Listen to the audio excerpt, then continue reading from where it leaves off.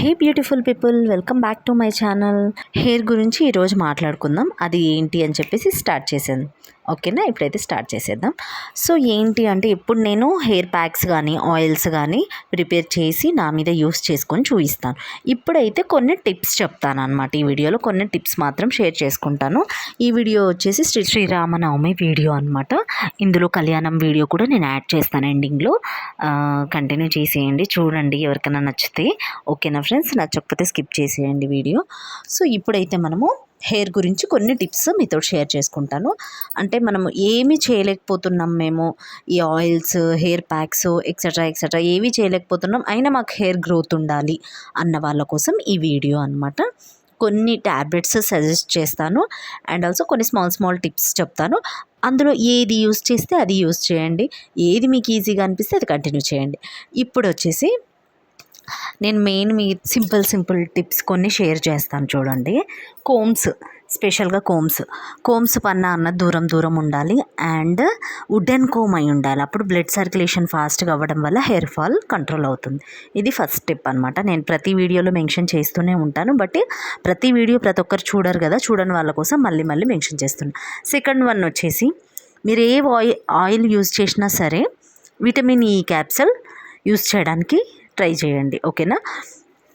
Third thing, మనం ఈ proteins, ఈ హెయిర్ ఆయిల్స్ ఇవేవి వాడలేను అన్న వాళ్ళు ఫుడ్లో వచ్చేసి డైలీ ఏం తిన్నా సరే కరివేపాకు పౌడర్ ఉంటుంది కదా, దాన్ని మనం మెల్స్ తీసుకున్నాం అనుకోండి, లేదంటే ఏదన్నా టిఫిన్లో అయినా సరే ఏదన్నా ఒక పూట కరివేపాకు కారము 1 స్పూన్ తినడానికి ట్రై చేయండి. ఫుడ్లో కానీ, దోశ, ఇడ్లీ, ఎనీథింగ్. ఓకేనా. అండ్ వీక్లీ 3 times ఎగ్స్ తీసుకోండి. పాలు తాగండి డైలీ నైట్. మేము ఇవేవి చేయలేము అనుకున్న వాళ్ళ కోసం ఫుడ్ కూడా కంటిన్యూ చేయలేము అనుకున్న వాళ్ళకి కాల్షియం ట్యాబ్లెట్స్ దొరుకుతాయండి. కాల్షియం ఎక్కువ ఉంటే కూడా హెయిర్ చాలా బాగా పెరుగుతుంది. ఓకేనా ఫ్రెండ్స్. కాల్షియం ట్యాబ్లెట్ అని అడిగితే ఇస్తారు మనకి.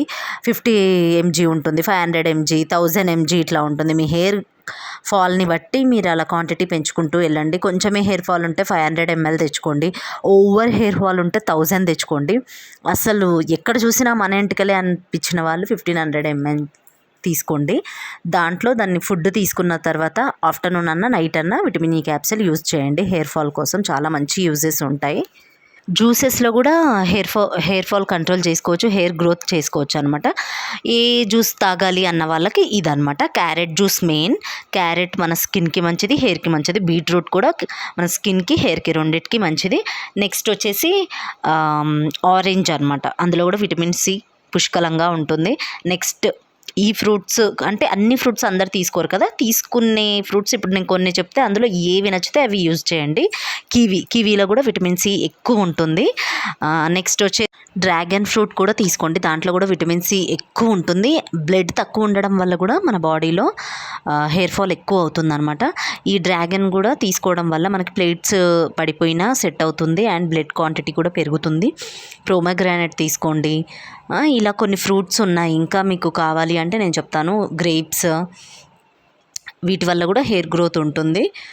ఇంకా వెజిటేబుల్స్లో చెప్పాలంటే మునక్కాయ ఎక్కువ హెయిర్ గ్రోత్ కంట్రోల్ చేయడానికి మునక్కాయ తీసుకోండి. మునగాకు ఎక్కువ తీసుకోండి మీ ఫుడ్లో, కర్రీస్లో తీసుకోవడంలో.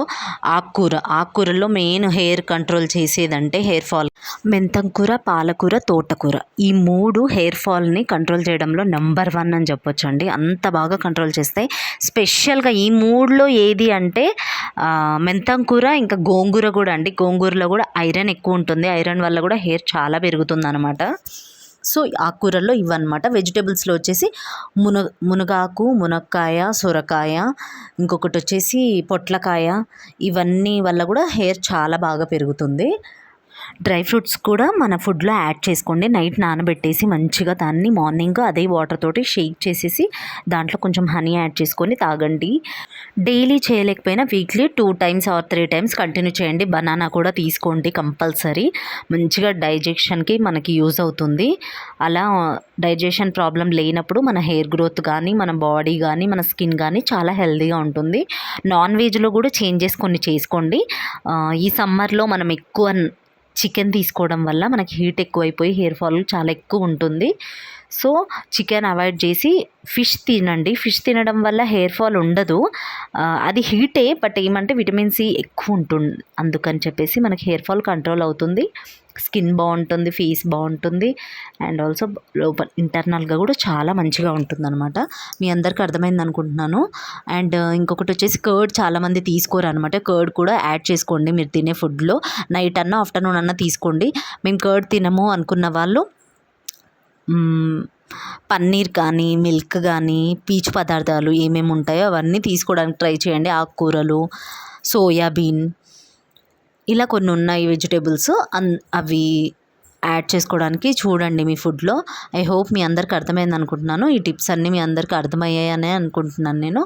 సో ఈరోజు వీడియో అయితే ఇదే అనమాట. నేను కళ్యాణానికి వెళ్ళాను అనమాట, సీతారాం కళ్యాణం. సో ఆ వీడియో కూడా ఇక్కడ యాడ్ చేస్తున్నాను. ఎవరైనా చూడకపోయిన ఉంటే ఒకసారి చూడండి, ఇందులో ఎండ్లో యాడ్ చేస్తున్నాను. చాలా బాగా జరిగింది కళ్యాణం అయితే. ఐ హోప్ మీ అందరికీ ఈ షార్ట్ అండ్ స్వీట్ వీడియో అర్థమైందని అనుకుంటున్నాను. సో ఈరోజు వీడియో అయితే ఇదనమాట. సో కళ్యాణం చూడండి, నాకైతే చాలా బాగా అనిపించింది ప్రశాంతంగా గుడికి వెళ్ళినప్పుడు. ఆ రోజు వీడియో అనమాట ఇది. నేను 2 days నుంచి పెడదాం అనుకుంటూ కొంచెం కొన్ని డిస్టర్బెన్స్ వల్ల పెట్టలేదు. సో ఇప్పుడైతే ఇలా కళ్యాణం జరుగుతుంది. మొత్తం వీడియో పెట్టట్లేదు, జస్ట్ అలా తాళి కట్టేటప్పుడుది మాత్రమే షూట్ చేశాను నేను. అందరూ ఉన్నప్పుడు బాగుండదు కదా, సో అలా అని చెప్పి తాళి కట్టేది ఒకటి షూట్ చేశాను, అది ఇక్కడ యాడ్ చేస్తున్నాను. చూడండి, చాలా బాగా అనిపించింది నాకు, మనసుకి చాలా ప్రశాంతంగా అనిపించింది. ఏంటో పెళ్ళికి వెళ్తే చాలా పాజిటివ్గా ఉంటుందండి. చాలా స్వీట్ మూమెంట్ కదా ఎవరికైనా. సో దేవుడి పెళ్ళి అంటే ఇంకెలా ఉంటుంది, చాలా బాగుంటుంది. నేను పెళ్ళంతా అయిపోయిన దాకా అక్కడే ఉన్నాను. స్టార్ట్ అయింది అన్నప్పుడు వెళ్ళాను అనమాట. మొత్తం మ్యారేజ్ అంతా అయిపోయిన దాకా అక్కడే ఉన్నాను. తర్వాత అక్కడ ఫుడ్ ప్రొవైడ్ చేశారనమాట. ఇంకా అక్కడ తినలేదు, నేను ఇంటికి వచ్చి తిన్నాను. సో ఆ విధంగా అయింది నాకైతే ఆ రోజు. చాలా బాగా జరిగింది, మనసు చాలా ప్రశాంతంగా అనిపించింది. తర్వాత నేను మార్నింగ్ ఇది వినాయకుడు టెంపుల్కి, సో ఇది వచ్చేసి వినాయకుడు అనమాట. సీతారామ కళ్యాణ్కి ఇంకా టైం ఉంది అని చెప్పేవారికి మార్నింగ్ మంచిగా రెడీ అయిపోయి టెంపుల్కి వెళ్ళాను. ఫస్ట్ వినాయకుడు, ఇక్కడ మా ఇంటి దగ్గర వినాయకుడు టెంపుల్ ఉంది, అక్కడ అన్ని దేవుళ్ళు ఉంటారనమాట ఆ టెంపుల్లో. అలా కొంచెం మంచిగా అలంకరించారని చెప్పేసి అన్నీ కొంచెం అలా చిన్న క్లిప్స్ తీసుకున్నాను. సో అందరు బాగుండాలి, అందులో నేను ఉండాలని నేను చాలా పాజిటివ్గా అనుకుంటానండి ఎప్పుడైనా. ఎందుకంటే ఇప్పుడు ఉన్నట్టు ఎప్పుడూ ఉండదు మన లైఫ్. సో ఉన్నంతకాలం చాలా బాగుండాలని నేను మనస్ఫూర్తిగా కోరుకుంటున్నాను. మన నియర్ బై కానీ మన చుట్టుపక్కల కానీ ఎన్నో నెగిటివ్ థింగ్స్ ఉంటాయి, బట్ అవన్నిటిని మనం తీసేసి పాజిటివ్గా ముందుకెళ్తే అంతా మంచి జరుగుతుందని నేను నమ్ముతాను. మీరు కూడా ఎవరైనా ఇలా నమ్ముతారా? నమ్మితే తప్పకుండా కింద కామెంట్ చేయండి. ఐ హోప్ మీ అందరికీ అర్థమైంది అనుకుంటున్నాను. బయట కళ్యాణం జరిగింది, లోపలైతే దేవుణ్ణి ఇలా అలంకరించారనమాట. సో ఈ విధంగా స్మాల్గా స్వీట్గా జరిగిపోయింది marriage. Thank you for watching. Bye.